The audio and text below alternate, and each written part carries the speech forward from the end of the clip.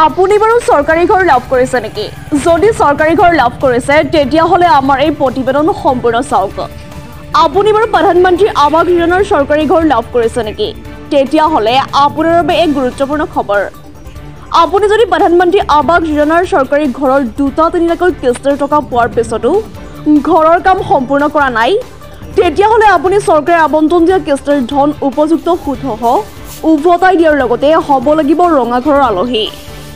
ইতিমধ্যে চৰকাৰৰ নিৰ্দেশ অনুসৰি বৰপেটা জিলাৰ পাকা বেতবাৰী উন্নয়ন খণ্ডৰ কৰ্মকৰ্তাসকলৰ লগতে কয়াকুছি আৰক্ষী আওতা, ভোকামাৰী, ফুলগুৰি, তাপা আদি কেইবাটাও গাঁৱৰ চৰকাৰী ঘৰ লাভ কৰা হিতাধিকাৰীসকলৰ ঘৰে ঘৰে গৈ প্ৰাথমিক পৰ্যায়ৰ জাননী দিয়ে আৰু 10 দিনৰ ভিতৰত ঘৰৰ কাম সম্পূৰ্ণ কৰিবলৈ কয়।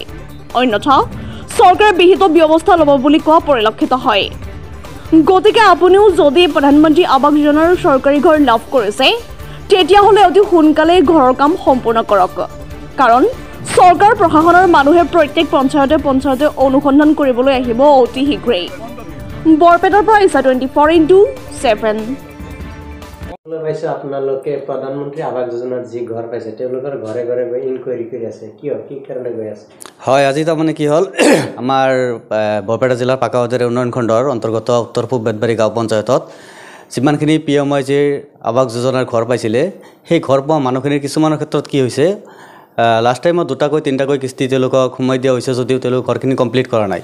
আজি কমপ্লিট নকৰাৰ কাৰণে তেওঁলোকক আমি প্ৰাথমিক পৰ্যায় হিচাপে পুলিচ লৈ আহি তেওঁলোকক অলপমান মানে ঘৰখিনি সম্পূৰ্ণ কৰি দিয়াৰ কাৰণে মানে এটা ৱাৰ্ণিং টাইপৰ দি থৈ গ'লোঁ। আৰু মানে প্ৰথম কিস্তি সোমোৱাৰ পিছত কিমান দিন সময় দিয়া থাকে যে কেইদিনৰ ভিতৰত ঘৰখন কমপ্লিট? একচুৱেলি এটা ঘৰ কমপ্লিট হওঁতে 114 দিন সময়সীমা বান্ধি দিয়া থাকে।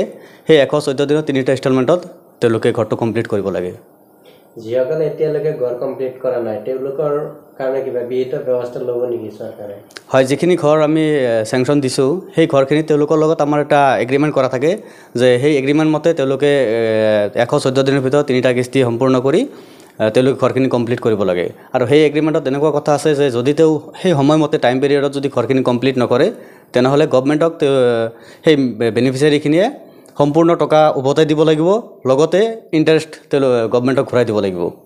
আৰু যদি সেইখিনি নকৰে তেওঁলোকৰ কাৰণে বিহিত ব্যৱস্থা গভৰ্ণমেণ্টে গাইডলাইন মতে লয়। আৰু কিবা ৰঙা ঘৰৰ আলহী হ'ব নেকি? যদি গভৰ্ণমেণ্টৰ ফাণ্ড মিছ ইউজ কৰে ডেফিনেটলি গভৰ্ণমেণ্টে কিবা ব্যৱস্থা ল'ব। সেইটো ঠিকে আছে।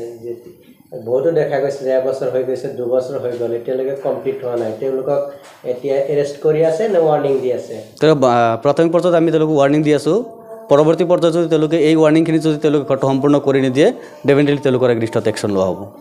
আজিৰ এই পদক্ষেপৰ জৰিয়তে বা আজি যিটো আপোনালোকে অভিযান চলালে এই অভিযানৰ জৰিয়তে যিসকলে এতিয়ালৈকে কোনো ধৰণৰ কাম কৰা নাই তেওঁলোকক কেনেধৰণে সকিয়ানি দিব বিচাৰে বা কি কৰিব? আমি এটা কথা ক'ব বিচাৰোঁ, যিখিনি বেনিফিচিয়াৰীয়ে অলৰেডি ঘৰ তেওঁলোকৰ নামত আবণ্টন হৈছে, যিখিনি ঘৰ সাধ্যতে কৰি আছে, তেওঁলোকক আমি আহ্বান জনাওঁ তেওঁলোকে নিজৰ ঘৰখিনি সম্পূৰ্ণ কৰি লওক, নিজে থাকিব, নিজৰ পৰিয়াললৈ থাকিব, সুখে শান্তিৰে থাকিব, তেওঁলোকে ঘৰখিনি কমপ্লিট কৰি লওক। আৰু যিখিনিয়ে কমপ্লিট কৰা নাই, কিস্তিখিনি লৈছে যদিও কমপ্লিট কৰা নাই, তেওঁলোকক আমি আহ্বান জনাওঁ তেওঁলোকে অতি সোনকালে যিমান সোনকালে পাৰা যায় ঘৰটো কমপ্লিট কৰি দিয়াৰ কাৰণে তেওঁলোকক আমি আহ্বান জনাইছোঁ। প্ৰত্যেক গাঁৱে গাঁৱে আৰু পঞ্চায়তে এই ইনকুৱাৰী হৈ থাকিব নেকি? হয়, যিখিনি আমাৰ 10টা পঞ্চায়ত আছে, পাকা বেতবাৰী উন্নয়ন খণ্ডৰ 10টা পঞ্চায়ত আছে, আমি প্ৰতিটো পঞ্চায়ত তেনেকুৱা বেনিফিচিয়াৰী আমি অলৰেডি ফাইণ্ড আউট কৰিছোঁ। সেইখিনি বেনিফিচিয়াৰী ঘৰে ঘৰে আমি যাম আৰু তেওঁলোকক এটা সকিয়নি দি থৈ আহিম। যদি পৰৱৰ্তী পৰ্যায়ত সেই সকিয়নি তেওঁলোকে কামখিনি নকৰে ডেফিনেটলি গভৰ্ণমেণ্টৰ যিটো গাইডলাইন আছে সেই গাইডলাইন মতে তেওঁলোকৰ একশ্যন লোৱা হ'ব। ঠিক আছে, ধন্যবাদ।